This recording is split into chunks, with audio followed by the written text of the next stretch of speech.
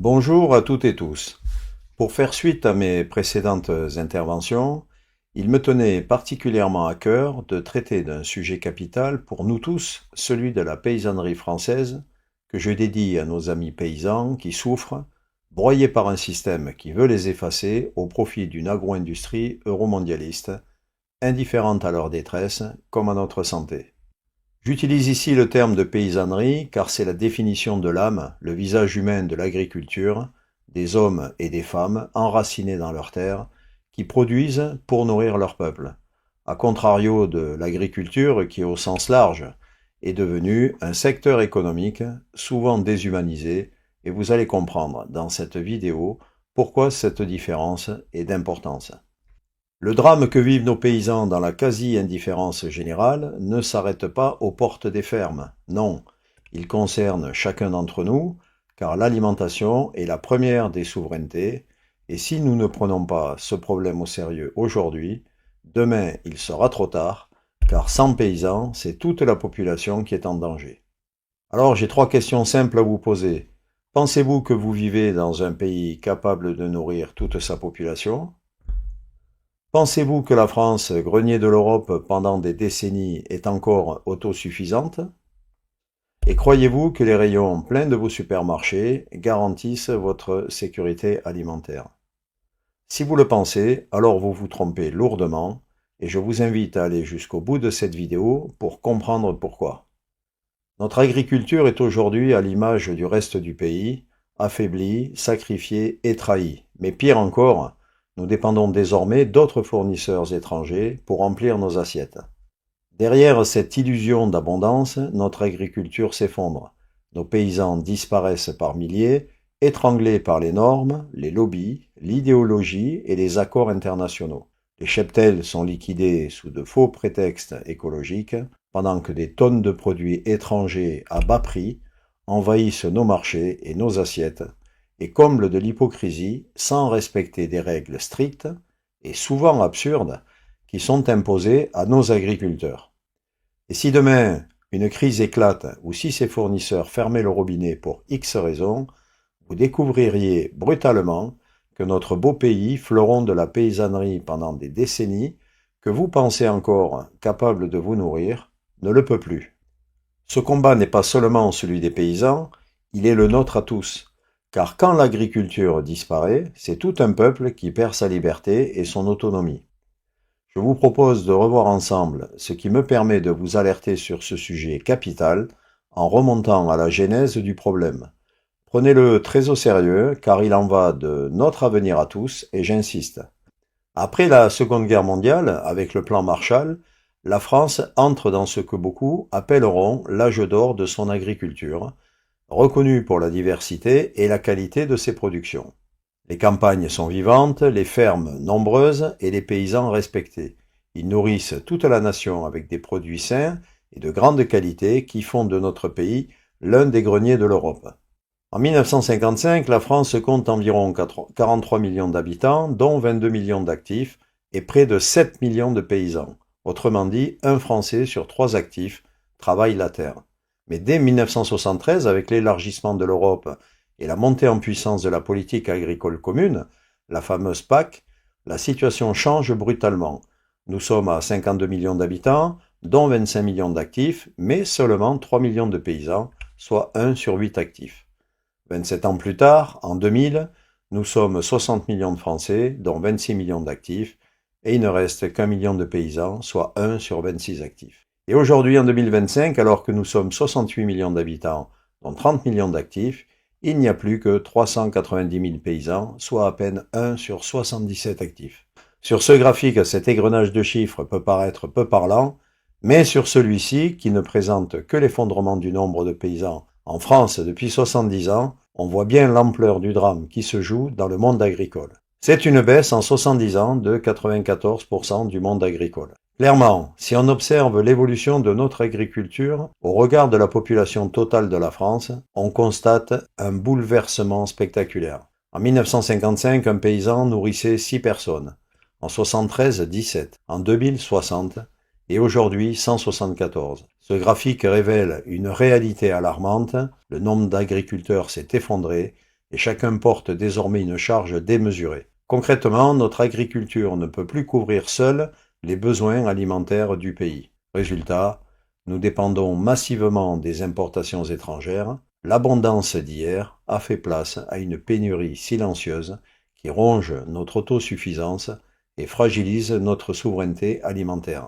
Si maintenant on regarde rapidement par filière, le constat est tout aussi dramatique. Les céréaliers et les grandes cultures ont résisté en nombre, mais au prix d'une concentration extrême, avec des exploitations toujours plus grandes, pendant que les petites fermes disparaissent.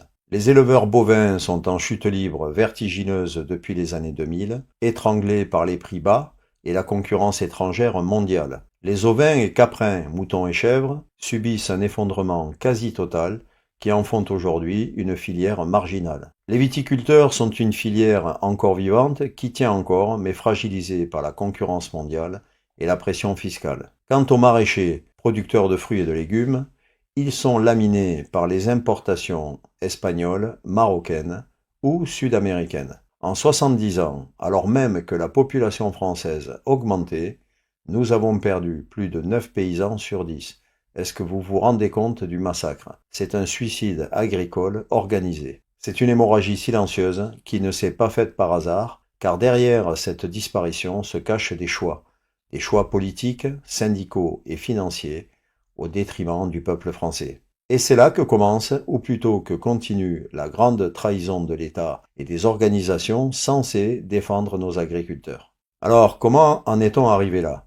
La disparition massive de nos paysans n'est pas le fruit du hasard, mais le résultat de choix politiques, syndicaux et financiers, comme je le disais précédemment. Les grands syndicats agricoles, à commencer par la FNSEA, dont le président d'ailleurs est également président d'un groupe important d'agroalimentaire, ont longtemps fait croire qu'ils défendaient le monde paysan. En réalité, ils ont validé le virage productiviste favorisant les grandes exploitations au détriment des petites fermes familiales. Avec la complicité de l'État et de Bruxelles, ils ont encouragé la concentration des terres et la course au rendement, condamnant les plus modestes.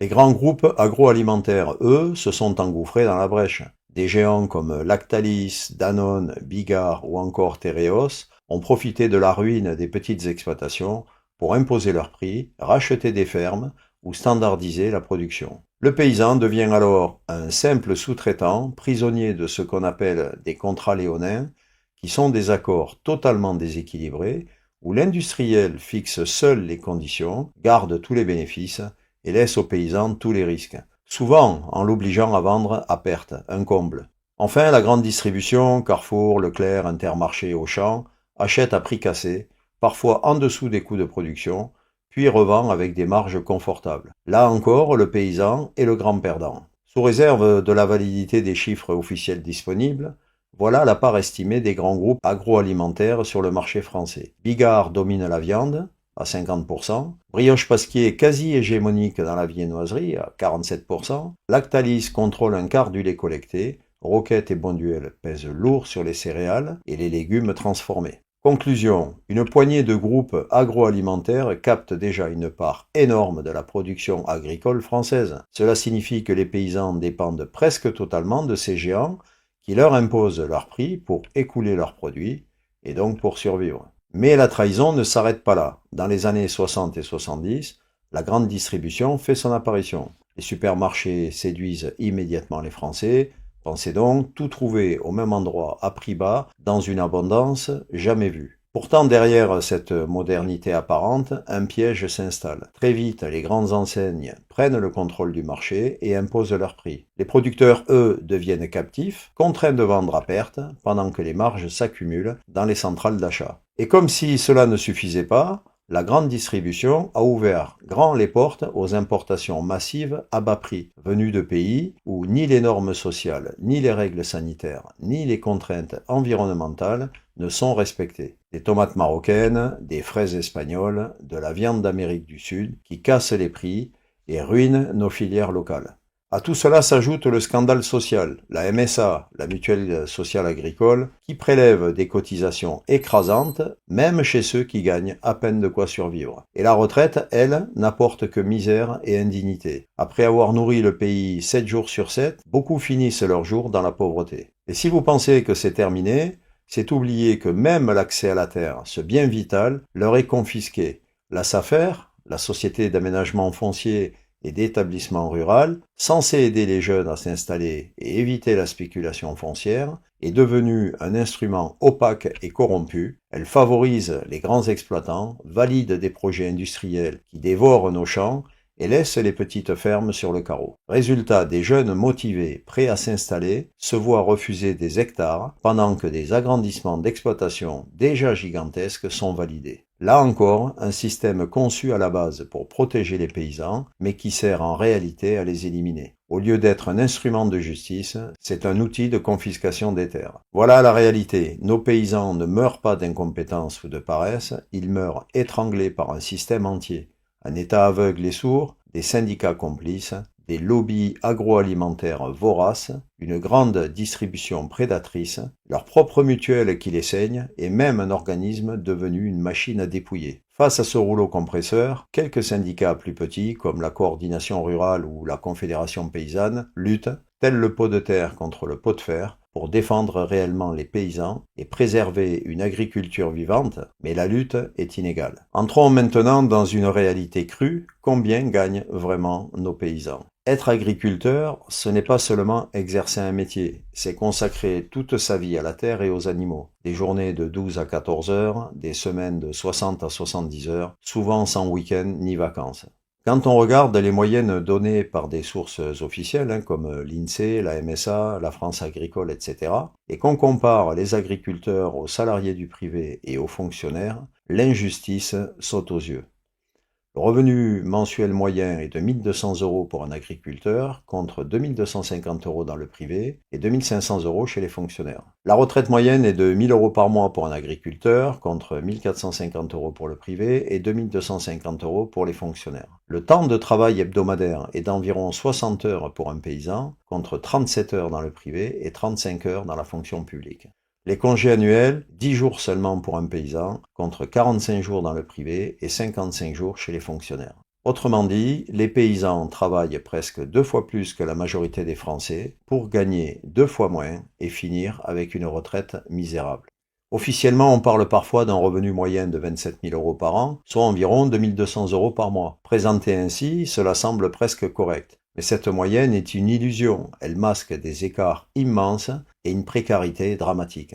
Quand on observe la réalité par déciles, les déciles sont les 1/10 de la totalité des revenus, excepté les revenus négatifs. On voit que 20% des agriculteurs terminent l'année avec un revenu nul ou même négatif. Les 10% les plus modestes vivent avec moins de 742 € par mois. La moitié des agriculteurs gagnent moins que le SMIC, 1 426 € en 2025, et à l'opposé, les 10% les plus favorisés dépassent 4 000 € par mois. Ainsi, un paysan sur deux vit sous le seuil de pauvreté, alors même qu'il nourrit la nation. Dites-vous bien que derrière chaque litre de lait, chaque kilo de pommes de terre, chaque grappe de raisin, il y a un homme ou une femme payé au lance-pierre pour un travail exténuant. Voilà la vérité que les chiffres officiels dissimulent. Un monde agricole épuisé, appauvri et sacrifié, pendant que les décideurs parlent d'abondance et de modernisation. C'est ce mépris répété année après année qui pousse trop d'agriculteurs à la ruine, à la détresse ou parfois au suicide. Oui, nos paysans travaillent plus que tous les autres, mais ils gagnent moins et vivent moins longtemps, et ils finissent leur vie avec des retraites dérisoires. C'est une honte nationale. Mais le cauchemar ne s'arrête pas là. Après avoir vu comment nos paysans ont été fragilisés par nos choix politiques nationaux et par leurs propres structures, la MSA, la SAFER, la FNSEA et ses relais syndicaux, il faut parler d'un acteur qui pèse encore plus lourd, l'Union européenne. Car la misère des revenus agricoles ne vient pas seulement de notre système interne, elle est aussi le résultat de décisions idéologiques prises à Bruxelles qui ont livré notre agriculture en pâture aux logiques néolibérales et mondialistes. Officiellement, la politique agricole commune, la PAC, est présentée comme un soutien indispensable. En réalité, elle a mis nos paysans sous perfusion. Dans certaines filières comme l'élevage bovin, les subventions représentent 70 à 80% du revenu net. Sans elles, des dizaines de milliers de fermes auraient déjà disparu. Mais cette aide est un piège. Elle s'accompagne d'une avalanche de normes contradictoires, de quotas absurdes, de paperasses ou de contrôles tatillons qui étranglent les exploitations au quotidien. Dans le même temps, la Commission européenne signe allègrement des accords de libre-échange, CETA, Mercosur, Ukraine et bientôt Inde, qui ouvrent grand nos frontières à des produits cultivés avec des pesticides interdits chez nous, dans des conditions sociales indignes et à des prix concurrentiels imbattables par nos agriculteurs. La PAC n'est pas seulement une perfusion, c'est aussi une perfusion injuste. Les aides ne profitent pas équitablement à tous, elles sont accaparées par une minorité. En 2021, l'INSEE montrait déjà que les petites exploitations agricoles dépendaient des subventions à 72% de leurs revenus nets, quand les plus grandes n'y étaient liées qu'à 28%. Autrement dit, plus la ferme est petite, plus elle survit grâce aux aides. Et pourtant, en 2023, la répartition reste scandaleuse. 80% des aides PAC vont à 20% des exploitations en Europe, et en France, les 20% les plus grandes fermes captent plus de la moitié des subventions. Autrement dit, les gros encaissent, les petites fermes survivent avec des miettes. Les conséquences sont terribles et elles dépassent largement la seule France, car c'est à l'échelle européenne que se joue cette guerre commerciale. Avec l'accord Mercosur, par exemple, qui s'apprête à entrer en vigueur, l'Union européenne a accepté des quotas de 99 000 tonnes de viande bovine sud-américaine et de 180 000 tonnes de volailles brésiliennes à tarif réduit. Cela peut sembler peu en pourcentage de la consommation totale, mais c'est suffisant pour tirer les prix vers le bas et fragiliser toute une filière. Dans le domaine des fruits et légumes, la concurrence est féroce. En 2025, l'Espagne et le Maroc ont exporté pour 834 millions d'euros contre seulement 234 millions pour la France. On peut citer également le poulet ukrainien produit à bas coût par un seul oligarque qui représente désormais près de 27% des importations extra-UE de volailles. Même si la part directement importée en France reste limitée, son poids croissant à l'échelle européenne pèse sur tout le marché. Et la liste est très longue. En clair, Bruxelles organise l'ouverture de nos frontières à des produits venus de pays où les normes sociales, sanitaires et environnementales sont bien plus faibles qu'en Europe. Et pendant ce temps, nos producteurs croulent sous les charges et les normes, incapables de rivaliser. Et pour justifier tout cela, Bruxelles brandit un discours écologique dévoyé. Réduction forcée des cheptels, interdiction partielle, objectifs irréalistes, tout en préparant le terrain à des alternatives artificielles, insectes comestibles, protéines de synthèse, viande de laboratoire. La vérité est limpide. Nos paysans ne sont pas protégés par l'Europe, ils sont sacrifiés par elle. C'est une évidence qui ne fait plus aucun doute. La PAC n'est pas une politique agricole, c'est une politique de dépendance, dépendance aux subventions, dépendance aux importations, dépendance aux marchés mondiaux. Résultat, la France, jadis grenier de l'Europe, est réduite au rôle de simple chambre d'enregistrement des décisions de Bruxelles. Et avec elle, c'est notre indépendance alimentaire qui disparaît, tout simplement. Alors, nous venons de voir comment Bruxelles et les accords internationaux ont ouvert nos frontières à une concurrence déloyale, étranglant encore un peu plus nos paysans. Mais comme si ça ne suffisait pas, il existe une autre réalité plus sournoise encore, dont on ne parle jamais, la dépendance invisible de notre agriculture. Car même quand elle produit sur notre sol, l'agriculture française ne tourne plus toute seule. Elle vit sous perfusion permanente d'engrais chimiques, de pesticides, de semences industrielles, de soja importé et de carburants qu'on appelle les intrants. En clair, notre souveraineté alimentaire est menacée non seulement par l'Europe et ses importations, mais aussi par la dépendance totale aux intrants qui maintiennent artificiellement notre production. Par exemple, aujourd'hui avec seulement 390 000 paysans pour 68 millions d'habitants, la France s'est enfermée dans un modèle productiviste où quelques grandes exploitations doivent nourrir tout le pays. Pour y parvenir, elles n'ont pas le choix. Elles dépendent massivement des intrants. Sans cette perfusion, tout s'effondre. Prenons un exemple, le blé. Avec les intrants, on produit entre 7 et 8 tonnes par hectare. Sans eux, ce chiffre tombe à 2 ou 3 tonnes. Même chose pour le lait, une vache produit 8 000 à 10 000 litres par an avec une alimentation industrielle, mais seulement 3 000 à 4 000 litres en mode traditionnel. Autrement dit, sans intrants, nous n'aurions plus assez pour nourrir le pays. C'est le paradoxe, avec de moins en moins de paysans, on doit produire de plus en plus. Mais il existe une autre voie, revenir à un monde sensé où on redonnerait leur place aux paysans et pour cela augmenter leur nombre, soutenir les petites exploitations, sortir du modèle industriel. En fait, produire autrement. plus diversifié, plus local, plus sain, plus durable. Et cela ne signifierait pas forcément des prix plus élevés pour les consommateurs. Au contraire, aujourd'hui, sur 100 € que vous dépensez en alimentation, seuls 7 € reviennent aux paysans, tandis que la distribution et la transformation captent l'essentiel. Le reste concerne les services avec le transport, les emballages, le marketing, la distribution avec les marges des supermarchés et des centrales d'achat, ainsi que la transformation et autres avec l'industrie agroalimentaire, sans oublier les taxes évidemment et les importations. Dans un monde sensé et idyllique de production chez nous, ces mêmes 100 € pourraient être répartis autrement. 40 € pour le paysan, une part réduite pour la distribution et les intermédiaires, et un prix final identique, voire inférieur pour le consommateur. Résultat, le paysan redeviendrait le cœur du système, le consommateur paierait un prix équitable, et l'alimentation serait de bien meilleure qualité, locale et facilement traçable. Le problème n'est donc pas le désir légitime des citoyens de mieux manger. Le problème, c'est qu'on a détruit la paysannerie et rendu ce souhait presque impossible sans une transformation mais radicale du modèle actuel. Après toutes ces explications, pour certains, vous pourriez croire que ce drame agricole ne concerne finalement que les paysans. Mais la vérité, c'est qu'il touche chacun d'entre nous, sans exception. Derrière chaque exploitation qui ferme, c'est une part de notre indépendance alimentaire qui disparaît. Derrière chaque accord de libre-échange, c'est un peu plus de notre sécurité alimentaire qui s'évapore. Aujourd'hui, nous sommes déjà dépendants des importations pour remplir nos rayons. Ce sont des fournisseurs étrangers qui fixent leurs conditions et nous acceptons de plus en plus de perdre notre souveraineté alimentaire. Mais posons-nous une question simple. Que se passerait-il demain si les importations s'arrêtaient brutalement? Une guerre, un embargo, une crise logistique, un choc économique. En quelques jours seulement, les rayons se videraient et nous découvririons alors que la France n'est plus capable de se nourrir seule. Pire encore, cette dépendance peut devenir une arme de chantage. Si nous ne maîtrisons plus notre alimentation, nous ne maîtrisons plus notre liberté.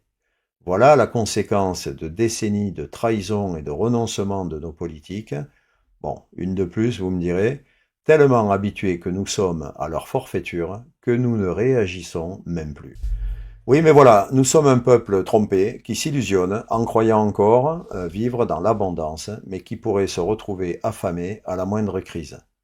Et encore, si cette dépendance et cette fragilité ne suffisaient pas, voilà que nos dirigeants, au nom de l'écologie et de prétendus grands principes, s'en prennent désormais au socle même de notre alimentation, nos cheptels. On nous rabat les oreilles à longueur de journée que c'est pour sauver la planète, mais derrière ce slogan se cache une toute autre réalité, l'élimination méthodique de nos troupeaux. Des cheptels entiers sont abattus sous des prétextes fallacieux, alertes sanitaires douteuses, empreintes carbone soi-disant trop élevées, ou encore même le bien-être animal, qui sont utilisés comme armes contre les éleveurs. En vérité, l'Europe impose avec des directives délirantes une réduction massive de l'élevage et derrière, ce sont les multinationales de la protéine artificielle, de la viande de laboratoire et des insectes qui attendent tranquillement leur tour. L'Europe signe des traités de libre-échange, négociés dans l'opacité, où une corruption systémique pèse lourd.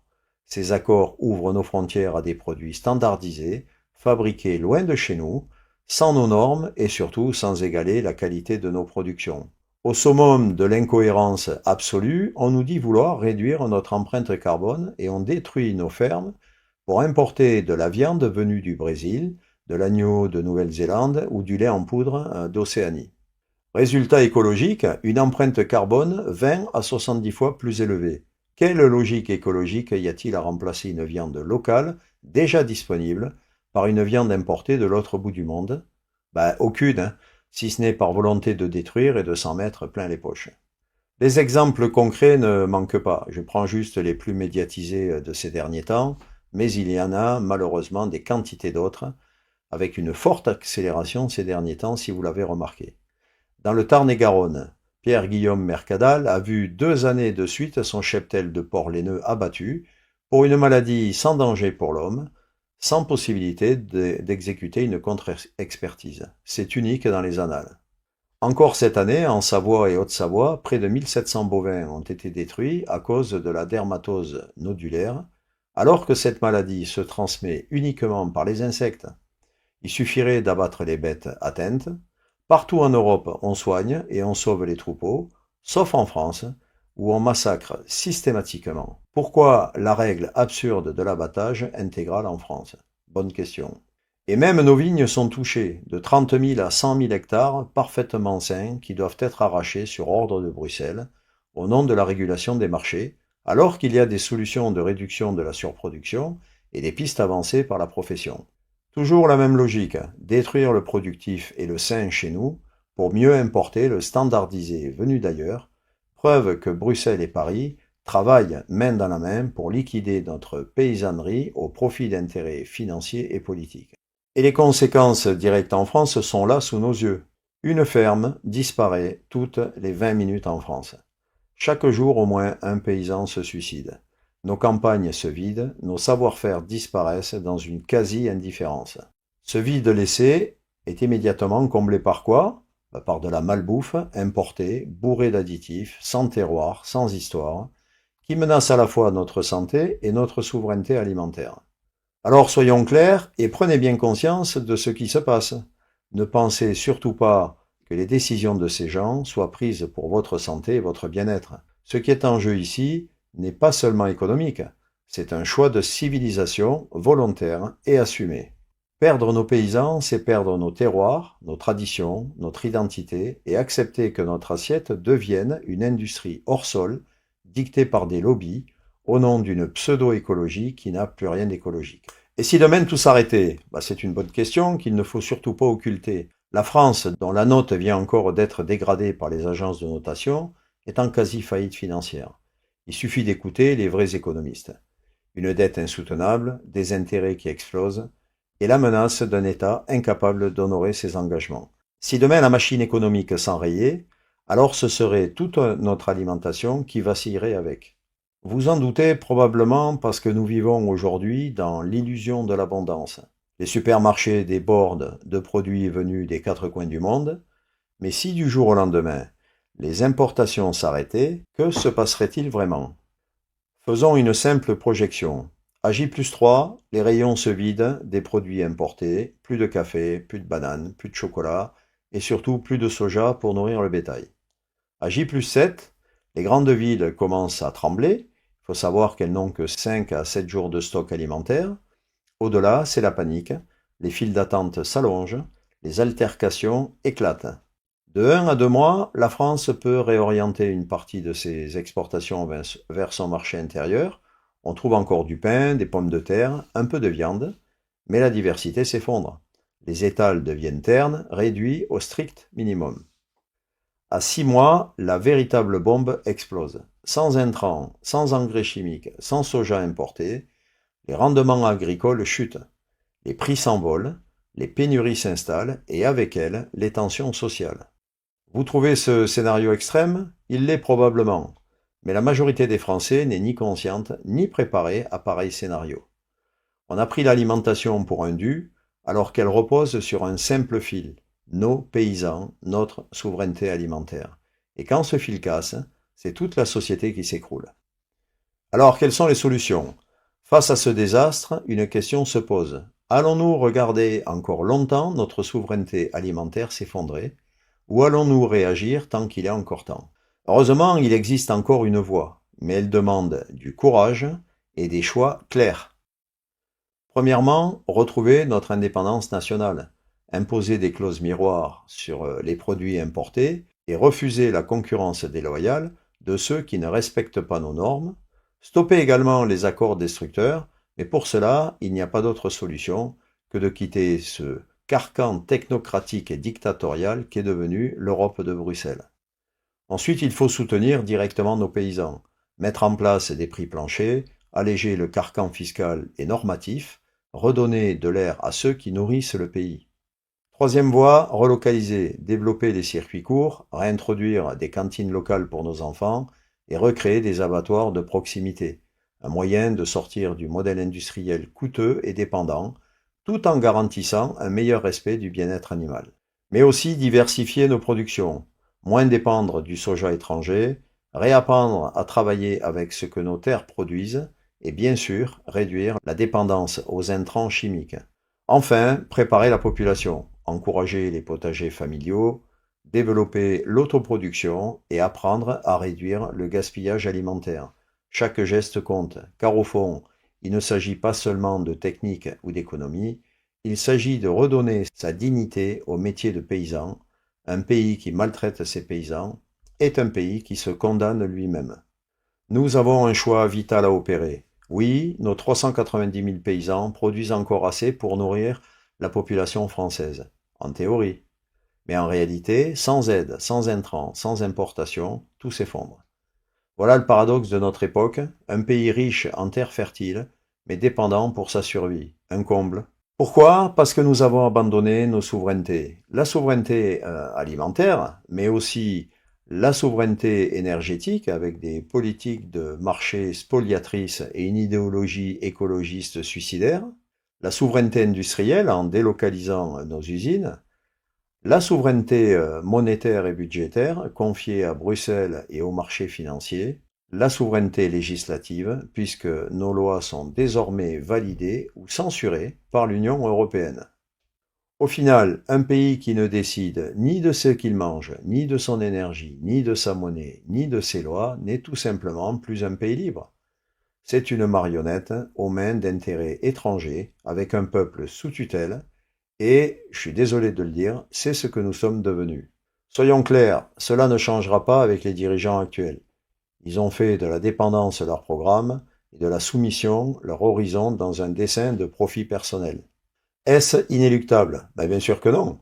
Je vous le répète, tant qu'un peuple est debout, tout est possible. Nous pouvons retrouver notre indépendance si nous décidons de défendre nos paysans, nos travailleurs et nos savoir-faire. Car encore une fois, sans paysans, soyez bien conscients, il n'y a pas de pays. Et sans souveraineté, rappelez-vous qu'il n'y a aucune liberté. Vous avez votre destin et celui de vos enfants entre vos mains. Maintenant, vous ne pouvez plus dire que vous ne savez pas. Je vous remercie pour votre attention.